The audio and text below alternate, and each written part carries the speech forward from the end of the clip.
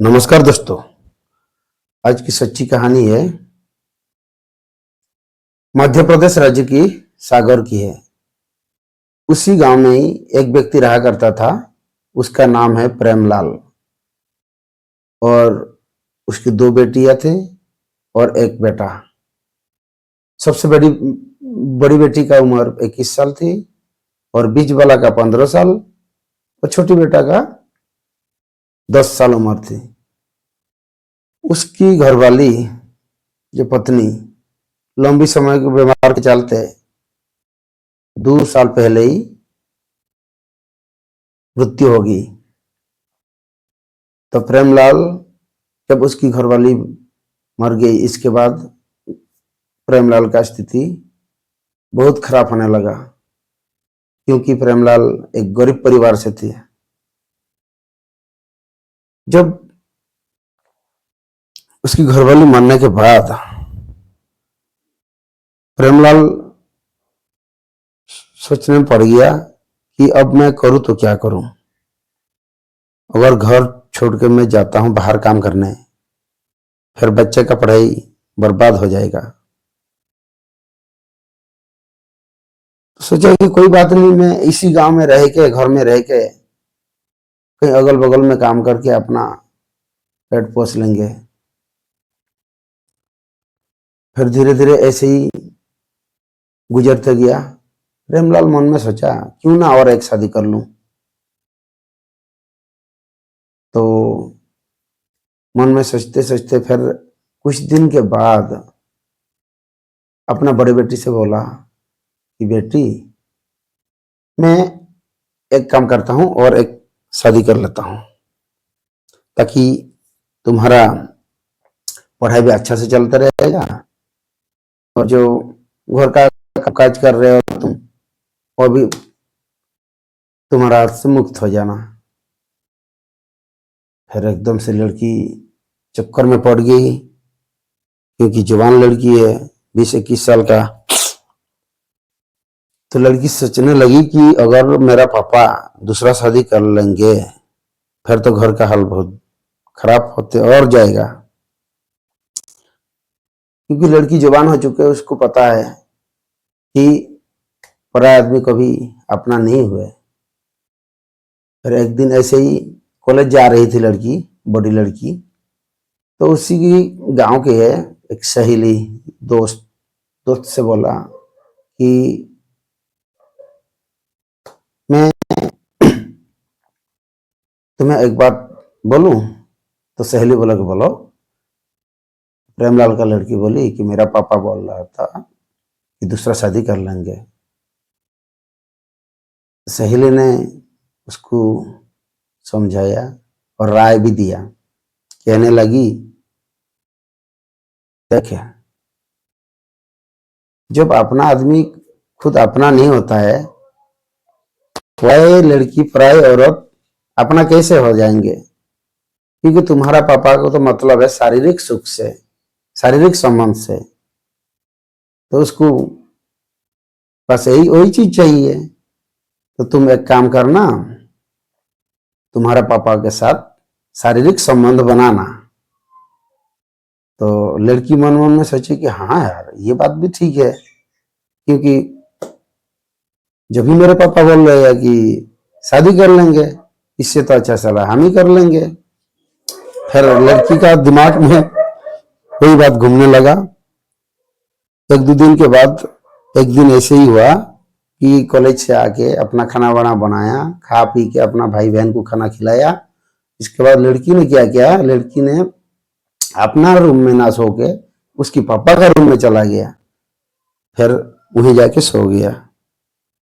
जब उसकी पापा प्रेमलाल काम धंधा करके शाम को जब घर आया, देखा तो बड़ी लड़की उसकी बिस्तर में लेटी हुई है। फिर उसके पापा ने पूछा, बेटी आज क्या हुआ, मैं मेरे रूम में आके तुम सो गई। तो लड़की बोली, पापा मेरे सिर में ना बहुत दर्द हो रहा है। तो प्रेमलाल बोले कि कोई बात नहीं बेटे, सो जाओ, मैं खाना वाना खा के वो भी आ रहा हूँ। प्रेमलाल अपना खाना खाया, खाना खाने के साथ साथ थोड़ी बहुत नाशा भी किया करता था। तो खाना वाना खा के प्रेमलाल भी अपना रूम के ओर बढ़ गया। फिर जाके सोया। सोने के बाद रात को 12-1 बज रहे होंगे। तो लड़की का मन में उसके दिमाग में क्या था कि आज तो मेरे पापा के साथ संबंध बनाना ही तो बनाना है।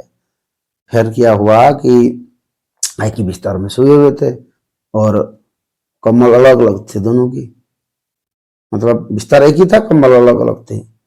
फिर रात को 12-1 बजे लड़की क्या किया, धीरे धीरे करके अपना पापा के कम्बल में घुस गई अंदर। घुसने के बाद शरीर स्पर्श करने लगा। जैसे शरीर स्पर्श किया, प्रेमलाल एकदम से जाग गया। जब तक थोड़ी बहुत नशा भी करा हुआ था प्रेमलाल। फिर जैसे उसकी बेटी ने उसको जो कर लिया, फिर प्रेमलाल को थोड़ी, वो भी तो अब के पैसे 2 साल से है। फिर तुरंत आपस में दोनों का संबंध चालू हो गया।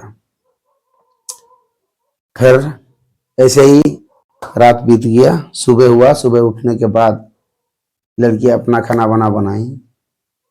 उसके पापा अपना काम पे चले गई। छोटे भाई और छोटी बहन वो भी अपना खाना वाना खा के स्कूल गई।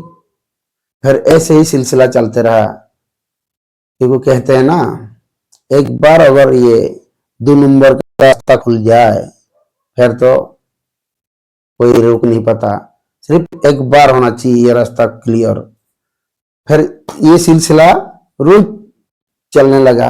जब मौका मिला तब, क्योंकि घर का खेती है, कोई कहने वाला ही नहीं।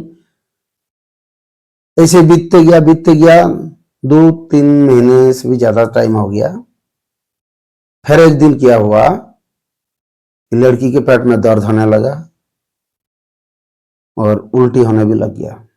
फिर क्या हुआ, गांव की एक क्लिनिक था, उसी क्लिनिक में जाके लड़की ने टेस्ट कराया। टेस्ट कराने के बाद पता चला कि उसकी पेट में बच्चा है। डॉक्टर ने बता दिया कि पेट में बच्चा है भाई। फिर उसी गांव के में एक औरत झाड़ू पोछा के लिए उसी क्लिनिक में काम करती थी, उसको भी पता चल गया। फिर वो औरत ने, पता ही है गांव के बात कैसे ढूंढरा पीटते हैं, वो औरत जाके सिद्धि गांव में जाके बोली प्रेमलाल का लड़की के पेट में बच्चा है। फिर गाँव वाला मन में सचे कि यार ये ऐसे कैसे हो गया।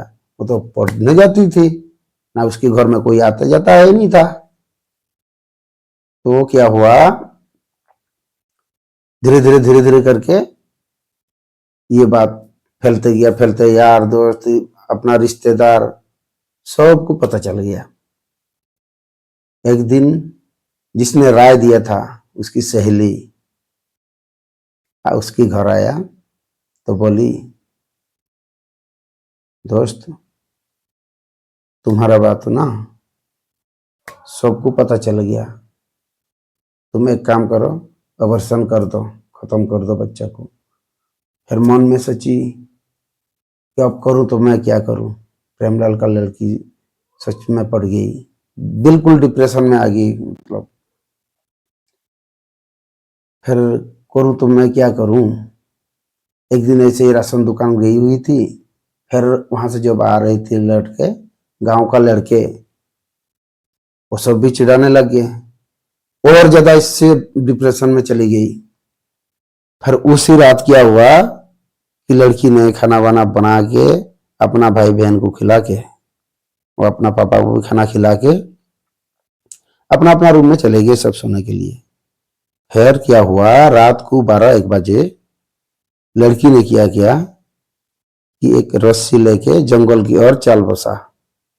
वहां जाके किया कि अपना गला में फांसी लगा के अपना जीवन लीला समाप्त कर दिया। तो रात को तो कोई किसी को पता नहीं चला।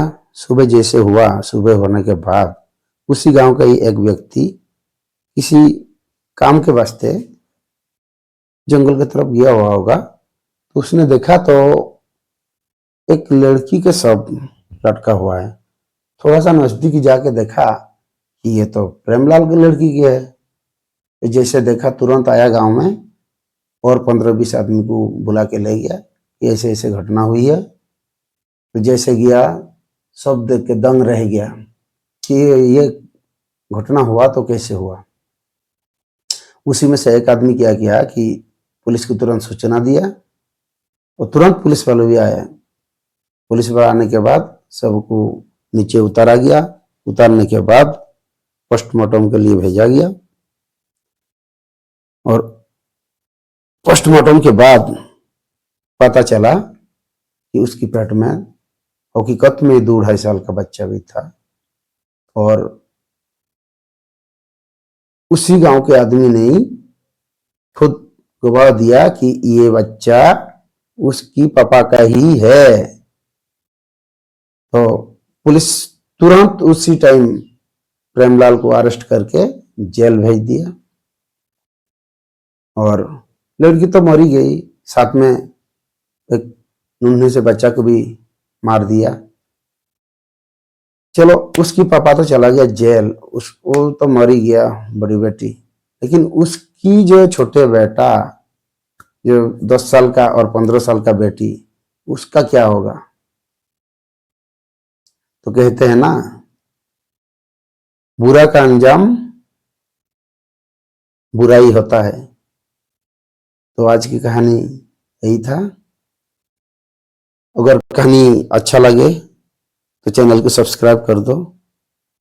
हाँ, और ये कहानी सुनाने का मकसद कोई किसी को परेशान नहीं करना, ना कोई किसी को दुख नहीं पहुंचाना, सिर्फ जागरूक करना है।